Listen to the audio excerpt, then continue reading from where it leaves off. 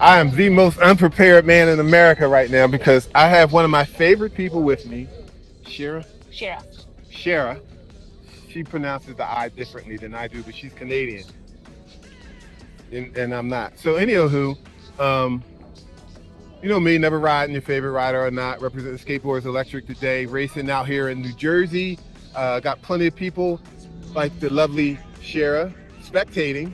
And one of the reasons why she's spectating is because, like me, she was once injured. You all know my injury, but Shara had an ankle injury, Foot. Midfoot. mid-foot injury. So tell us about your mid-foot injury. Okay, so I crashed on my unicycle. It'll be 3.5 years ago now, April 19th, 2023. I was on my OG Sherman V3 and I was avoiding a manhole cover.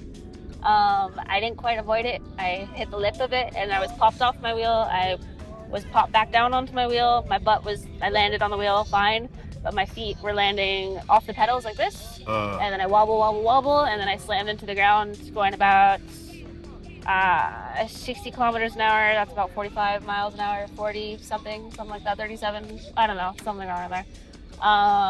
But I broke my foot in 8 places along the midfoot. So here, right along. So every single time you take a step, anytime you do anything like that, that's involving your midfoot. So it's actually very crucial in terms of the functionality and mobility of your foot. And then I shredded my soft tissue, so that was not a good time. They put me in for surgery. Within the week I was in surgery, and I had metal put in my foot. So I don't really know how many plates I had. I know I had 12 screws, and then about 3 or 4 plates, or maybe 5 plates, I don't know, but like fusing, it wasn't actually fusion, like fusion is a different type of surgery, but it was basically holding my bones together. I went back to racing. I went back to riding within the year.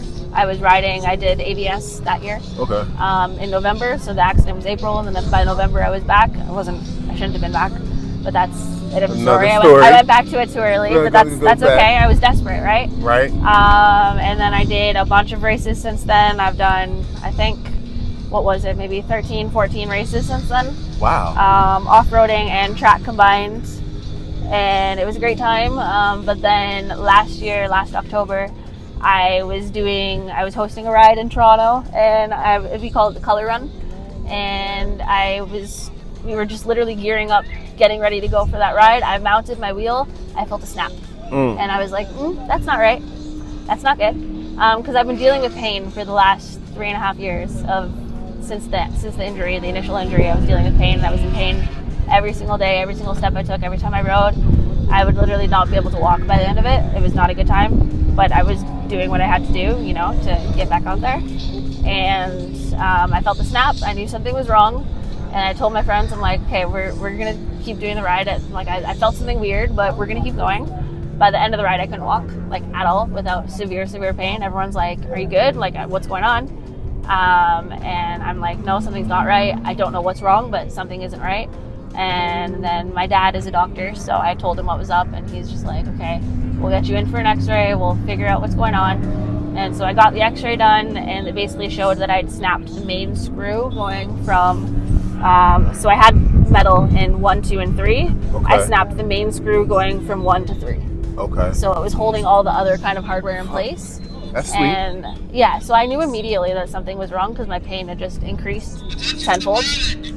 They're making announcements. Oh, it's qualifying. But yeah, so I knew something was seriously wrong, and I didn't feel like I was being taken seriously by other people. So I really pushed to get that x-ray done, and then it just confirmed my fears that I had broken some of the hardware. And then I went to my surgeon, and he's just like, you've been in pain this entire time, and I've always told you, you're going to keep the hardware in. It's always been for life. But at the point that the screw was broken, he's like, okay, maybe we change course. Okay. Maybe we either take just the screw out or we take it all out. What do you want to do? And I was like, fuck it. Sorry for swearing. I was like, whatever. Just take it all out. I want it gone. I want it out. I want to see what happens. And so now I am 8 months post that surgery of taking all the hardware out. And it's not been a smooth recovery. It's kind of just been ups and downs, but we finally figured out what's wrong. Okay. So that's good. We think that maybe the hardware was in either pinning me in the wrong spot the entire time, and that's why I was in so much pain for the last 3 years. Okay. Or just the hardware was just something was up with it, and that's just how it was. But we basically discovered that my joints are not fully, like, I went to my physio guy and he like clicked me back into place. Like, Okay. This was end of May, maybe this year, and for the first time in 3 years, I wasn't in pain. And so I was like, okay, something's weird, something's whatever. So let's keep that. But I've now been every week or so, I push myself a little bit more because the pain is gone mostly, and then I end up getting back a little bit. So it's like 2 steps forward, 1 step back, because my foot it's unstable. It's not exactly staying in the where it needs to be. So every week or two, depends on how active I've been, I go back to my physio and then he pops me back in.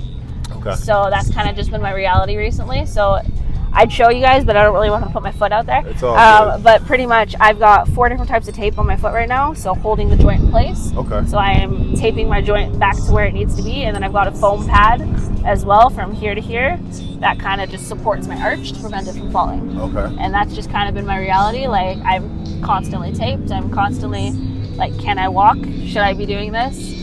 And now I've got a motorcycle because that's easier. Yes, you do. And it's so fun. I'm very, very glad for that. It's kind of helping me with that need to be out there and ride and do something. The problem is I can't just like dip off to the bike lane anymore. I am legal on the road. Yeah, so I have to think about that every time I ride, which is fun. Honestly, the speed is amazing, but it's just different. It's kind of making me really appreciate the riding that I have been able to do. Right. Yeah, so that's kind of just how it's been going lately. How's the transition been from, all right, so, I ride motorcycles as well, and, pedal bikes before that, skateboards before that. So road conditions are always, you got to know where the gravel is. You got to know after a rain, the roads ain't the same as before the rain. Yeah. And during the rain, the roads ain't the same before the rain. And then an hour into the rain, okay, now the roads are almost like they was before it ever rained, because you're only losing like 20% grip or so. So, all right, so what was my question? My question was, how has the transition been, like, now that you're on a motorcycle, are you like, how often do you find yourself, and you just mentioned like you got to resist going on the pavement, but which is a negative thing, but the positive thing is about like, okay, I know where the gravel is. Has a lot of that like just movement translated, or how sharp to take a turn? Honestly, so much of it is translated from unicycles. Like the main, like, everybody's out to kill you kind of vibe. Right, like, right. I still have that, and I think it helps a lot to just be aware. It helps with my road awareness. Yes. And then also just like the quality of the pavement. Like, is it more asphalt kind of stuff, or is there a little bit of gravel stuff? Like, just the way that I ride the motorcycle I'm so much better off because I have that unicycle experience. Right. Yeah, the key word you said was road awareness. Yeah, 100%. Texture, debris, temperature. Oh yeah. You know. Just knowing the limits and playing within them, right? And then I know how much I can push because of the unicycle. It's honestly made me such a better rider having that experience. I feel like I'm coming into it already at a higher level than I would be than someone who's never had any of that, right? For sure. So that's good. Last question, because I got to go qualify. I haven't even qualified. Oh my gosh, yeah, no. So before we end this, I want to talk about pain, but the mental pain. I know, again, not to make this about myself, but just she was my therapist while I was going through my personal injury. I've raced. The last time I was on a racetrack, I broke my thumb. This is my first time back on a racetrack today, so it almost brings tears to my eyes that I get to talk to, one of the dearest people to me about this. So I forget, I'm all in my feelings right now, but and that's my emotional pain. And people need to understand that there's like a lot of pain in this world, and it ain't just in the foot. Sometimes it's in the head. Because I know you before I even broke, not to put her out there, but before I broke my thumb, she was going crazy. Just time period wise. Like she said, this is one of the things that she loves to do the most. And we're all spoiled. So for the world to say, no, you can't do that anymore. I can't move with my friends. I can't be outside. It's so unacceptable. So please pontificate upon your pain. Honestly, it sucks. It really does. A few weeks ago, I was in Quebec and I was watching the Jeux Electric games. I can't say it in French, but it's the Quebec Electric Games. And I was wanting to be racing. Honestly, I'm at the point where I'm almost there. I can see the light at the end of the tunnel, but if I push too hard, I get thrown back. So honestly, the mental game of knowing that you can do it, and you'll hurt yourself if you do it, but that you can, and it's right there within reach, it's honestly really crappy. Yeah. Definitely. And then I'm so glad that I can watch my friends and I can be there to support, but there's always that little voice in the back of my head that's like, I wish I was out there too. And honestly, I didn't think I'd feel that way. I thought I was going to be taking a year off from racing and it would be easy peasy lemon squeezy, and I would just be like, hey, friends, they're doing a thing, they're doing great. But there's that I could do it too kind of feeling that just is nagging at me. And I just have to ignore it and just be happy for my friends, which I have been, and I've been doing a great job at that. But it's just, there's that little bit of sadness at the end of the day when I'm going home, when I'm watching podiums, whatever it is, I'm rewatching footage, I'm watching them racing, knowing that it's there, it's within reach, but I just have to wait a little bit longer. Because otherwise, it's all the work that I've been putting towards for the last 8 months will go out into the garbage. And it's crappy, but it's honestly the reality of the situation. But you got to let yourself heal, because otherwise you'll be paying for it down the road. And that's not something I want to be doing. I want to be able to get to a point where I'm not in pain, both mentally and emotionally and physically. And if you don't do the hard choices now, if you don't make your life harder now, you will not be easier later. And sometimes that's just what it is. It's sitting on the sidelines and taking care of your body and taking care of your health. Because if you don't do that for you, no one else is going to do it for you. So it's just listening to your body. And I know so many people, so many guys especially, they're just like, oh yeah, just push through the pain, it's fine.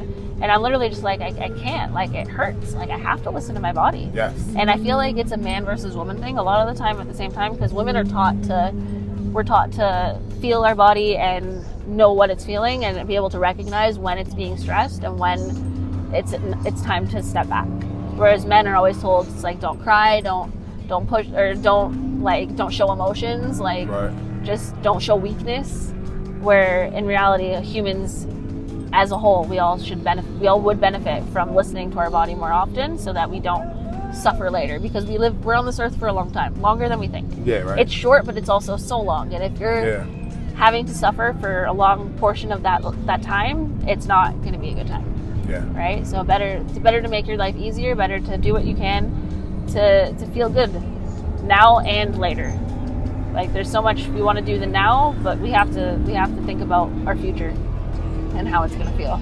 So I got to suck it up and I got to just not race. Make wise decisions when it Exactly. comes to the asphalt, or it's your asphalt. Ah! To sum I've it up. never heard that before. I love that. Yeah. I'm going to steal that. You're allowed. You can Oh, steal that's that. amazing. Yep. So listen, guys, I gotta go qualify. Thank you so much for talking to me. Yeah, no. Love you to anytime. death. Love you too. Never ride your favorite rider. Share it or not. We're out. God bless. Peace.